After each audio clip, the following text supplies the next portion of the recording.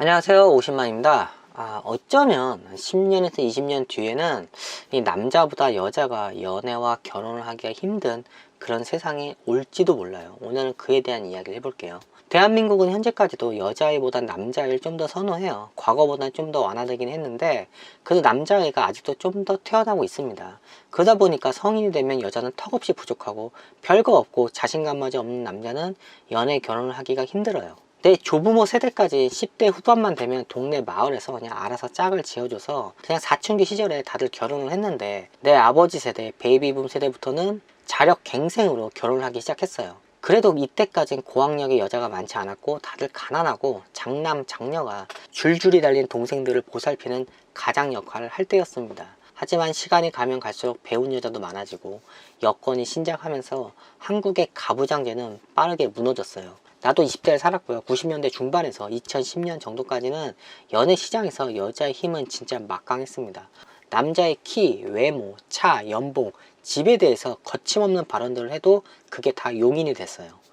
나도 그랬고, 당시 대부분의 남자들은 연애 결혼을 하려면 능력은 당연히 있어야 하고 좋은 직장, 2000cc 이상의 차, 25평 이상의 아파트는 필수라고 생각했어요. 남자가 100% 데이트 비용을 지불하는 게 당연했고요. 그게 불합리하다는 생각을 하지 않았어요. 돈 안 쓰는 남자는 찌질이 취급을 당할 때였고, 그냥 여자가 남자를 만나주는 것 자체가 영광인 분위기였죠. 하지만 저 상황이 모든 남자한테 해당되는 상황은 아니었고요. 연애 시장에서 경쟁력이 없는 남자들의 상황인데, 뭐 지금도 그들은 별로 나아진 게 없어요. 하지만 시간이 흘러 온라인상에서 남녀 연애 비용이 공론화되고요. 네 생일엔 명품백, 내 생일엔 십자수냐 등의 발언이 개그 소재로 쓰이면서 폭넓은 공감대를 형성했어요. 2010년 이후에 여자들 사이에서도 연애 비용에 대해 이 자정 능력이 생겨서 지금은 여자도 데이트 시에 돈을 쓰는 문화가 어느 정도 자리 잡은 것 같아요.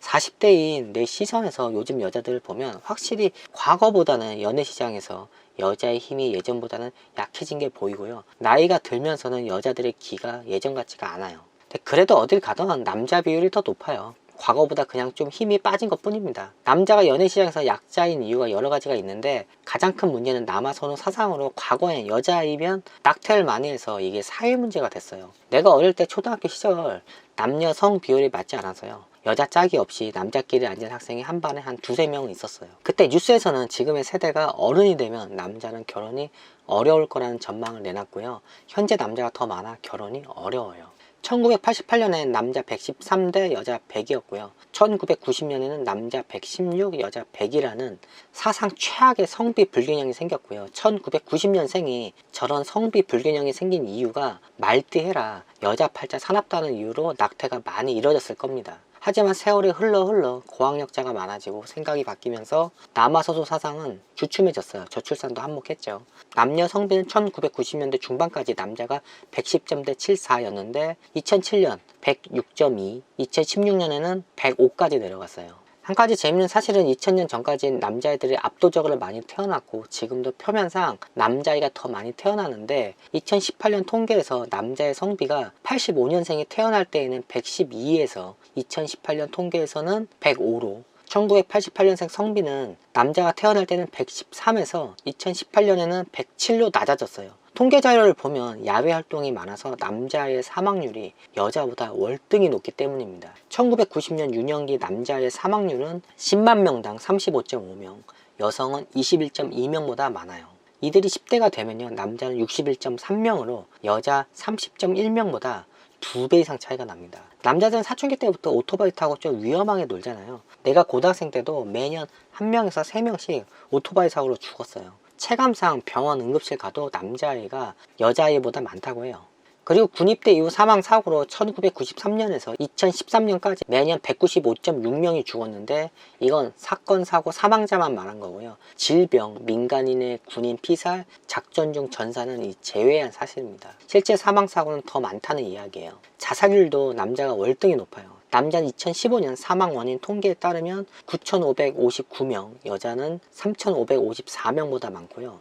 10만 명당 자살률로 보면 남자가 37.5명, 여자는 15.5명입니다. 전 세계 모든 남자들이 그런 건지 한국 또는 동아시아 남자들만 그런 건지는 모르지만, 남자로 태어나서 제일 많이 듣는 말이 남자다움과 책임감이에요. 솔직히 혼자 살기도 벅찬 사람들도 많은데 누군가를 책임져야 한다는 건 굉장한 스트레스입니다. 책임감을 너무나 당연시 얘기하다 보니까 그게 그냥 당연한 건지 알아요. 그러다 보니 남자는 마음의 병을 병으로 인식하지 못하는 경우가 많아요. 또 자존심이 있어서 남들도 다 이러고 사는데 나만 유난 떠는 것 같고, 회사나 조직에서 중간 관리자 이상 리더의 위치에 있는 사람은요, 약한 모습을 보이면 조직이 흔들리고 아랫사람이 자신을 얕잡아 본다는 생각에 속마음을 잘 털어놓지 않고 그냥 아닌 척 강한 척 삽니다. 잦은 음주, 흡연 등의 문제로 질병에도 취약하고요. 이 모든 게 고된 노동과 업무 스트레스 이후에 이뤄져요. 그에 비해 남자들이 스트레스를 풀만한 여가는 별로 없어요. 등산, 바이크, 악기 연주, 골프 등등 많이 있는데 저런 것들은 돈과 시간이 있어야 하는 거고요. 집에 와서 잠잘 시간도 부족한 남자들이 대부분 즐기는 여가는 그냥 멍 때리기, 술 먹방, 게임이에요. 내 나이 40줄 들어서 내 친구들 보면요, 10대, 20대 때도 안 했던 게임을 30대 후반에 시작한 애들이 여럿 있어요. 술 먹방에 돈도 작지 않게 나가고요. 체력적으로 부담스럽고 아침에 일어나면 허무하고 일에도 많은 지장을 주니까 그냥 온라인상에서 만나서 가성비 최고인 그냥 게임을 합니다. 그리고 남자들의 노동은 여자들보다 위험해요. 조선소, 제철소, 공업사, 자동차 라인 작업에 여자들이 있나요? 거의 없잖아요. 공사 현장에 보면 아주 간혹 여자가 있긴 한데 아시바 타고 이런 여자는 본 적이 없어요. 뉴스에 나오는 산업재해로 순식간에 난 사망사고들 보면 대부분 남자의 일이에요. 그리고 교통사고 사망률도 남자가 여자보다 3배는 높아요. 남자가 여자보다 운전을 많이 해서 나온 결과라 말할 수도 있는데 운전자 비율은 남자 59.4 대 여자 40.6%로 남자가 여자보다 높긴 한데 그래도 운전자 비율보다 남성이 여성보다 더 사고를 많이 내는 건 사실입니다. 범죄로 수감된 인원도 남자가 93%로 여자보다 압도적으로 많아요. 이렇게 남자들이 제명에 못 살고 사고도 많이 쳐서 깜빵에 수감되니까 노인층에선 여성의 성비가 남자보다 높아집니다. 이러다 보니까 대도시에선 여성이 남자보다 많은 여초사회로 진입 중이에요. 통계 자료를 보면 향후 20에서 30년이 지나면 연애, 결혼, 정년기 남녀 성 비율이 역전될 겁니다. 이미 2016년 기준 35세에서 39세 여성의 인구가 남자보다 많아요. 서울에선 저 연령대 미혼 여성이 남성에 비해서 25,795명이나 많습니다. 2018년 주간동화 기사를 참조한 거고요.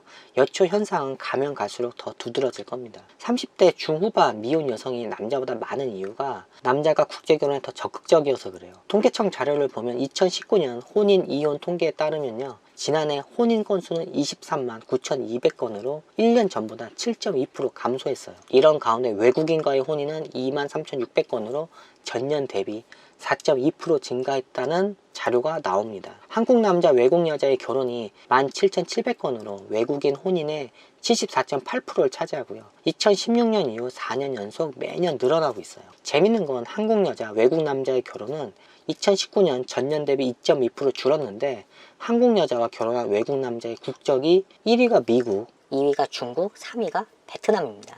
베트남 남성이 3위예요. 의외의 수치네요. 통계 자료를 봤을 때 확실한 건 지금 자라나는 청소년 세대에선 여자가 연애 결혼 시장에서 약자가 될 확률이 더 높다는 거예요. 이미 해외여행, 유학, 어학연수 등이 보편화돼서 외국인 이성을 만나는 게 점점 쉬워지고 있고요. 본인이 조금만 노력해서 해당 국가의 언어를 익히면요, 한국 남자의 몸에 밴 책임감과 근면 성실함이 외국인 이성한테 충분히 어필할 거라 봐요. 그리고 통계청 자료를 보면 해외 취업 시 남녀 성 비율은 나오지 않는데 내 생각과는 다르게 남자는 해외 취업 시 해당 국가에 아예 자리를 잡는 데 비해서 여성은 현지 외국인 남성과 결혼하지 않는 이상 한국 귀국률이 남자보다 더 높아요. 농립, 어업, 단순 노무의 취업은 거의 없고요. IT, 사무, 서비스가 압도적으로 많고 기계, 금속, 건설, 토목, 의료, 전기, 전자 등의 전문 기술자로 취업을 합니다. 저러니 당연히 남자는 한국으로 귀국을 잘 안 하고 해외에 그냥 자리를 잡아요.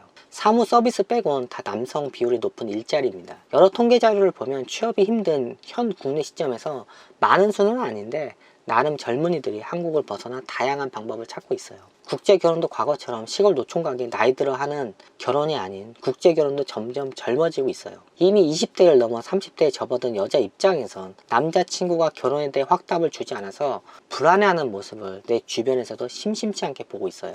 여자들이 결혼을 안 하는 이유가 언론과 사회면에선 혼자 사는 게 더 편하고 육아 스트레스, 시댁과의 갈등, 남자의 경제력 등을 이야기하는데 그건 20대, 30대 초반 젊은 여자들이나 자신의 주관이 확실하고 자신의 일이 있는 여자한테 해당되는 말이지, 남자 입장에서 좀 냉정하게 말하면요, 나이 차고 특별한 매력이 없는 여자 앞에선 남자가 그렇게 급할 게 없어요. 남자의 삶이 안정이 되고 차가 바뀌고 자산이 늘어나면요, 남자는 자신감이 생겨요. 자신감과 여유가 생기면 지금보다 더 나은 이성을 만날 수 있지 않을까 하는 생각을 하게 됩니다. 남자도 자기 인생에 정말 괜찮은 여자가 나타나면 가진 게 없어도 붙잡으려고 해요. 내 친구들 중에서 아직까지 결혼 안 한 친구 중 갑자기 일이 잘 풀리니까 30대 중반일 때도 만나지 않았던 20대 후반, 30대 초반 여자와 지금 썸을 타기 시작했고요. 연애에 더 적극적이에요. 일이 잘 풀리고 여유가 생기니까 자신감이 생긴 거예요. 30대 중반이어도 대화를 하다 보면 어느 별나라에서 왔는지 남자나 여자나 현실 감각이 없는 애들을 많이 봐요. 그리고 33살인데도 아직도 시간이 자기 편이라 생각을 해요. 한 가지 확실하게 말씀드릴 수 있는 건 과거에 잘 나갔던 애들 중에 40살이 넘어서 아직도 혼자 살면서 인생 재밌게 즐기고 사는 애들 딱 한 명 봤습니다. 돈이 있고 시간이 있다고 인생이 재밌는 게 아니라 내 주변에 있는 사람들도 돈이 있고 시간도 있고 거기에 리더십이 있고 에너지가 넘치는 애들이 있어야 그런 부류에 껴서 같이 노는 거지, 내가 시간 되고 여유가 된다고 돈 없고 시간 없는 애들 억지로 이끌면 재미도 없고요. 나중에 내가 지쳐요. 객관적이고 현실 감각이라는 게 중요한 이유가 지금 내 위치를 정확히 파악할 수 있고요. 내가 연애 중이라면 내가 만나는 이성이 소중한 사람인지 아니면 마음만 먹으면 만날 수 있는 사람인지 알게 되겠죠. 지금 현 시대에선 결혼 적령기 남자가 여자보다 많은 게 사실인데, 시간이 가면 갈수록 저출산으로 남녀 성비도 비슷해지고 있고요. 사고로 죽는 남자도 많고, 남자는 나이가 차면 국제결혼이라는 이 카드를 선택하기 때문에 시간이 가면 갈수록 여자의 연애, 결혼이 남자보다 힘든 세상이 올지도 모릅니다. 결국 뭐든지 이 돌고 도는 것 같아요. 여러분의 이 젊음, 청춘, 시간을 허비하지 마시고요. 어서 빨리 좋은 사람들을 잘 만나시길 바랍니다. 그럼 이만 영상 마칠게요. 안녕히 계세요.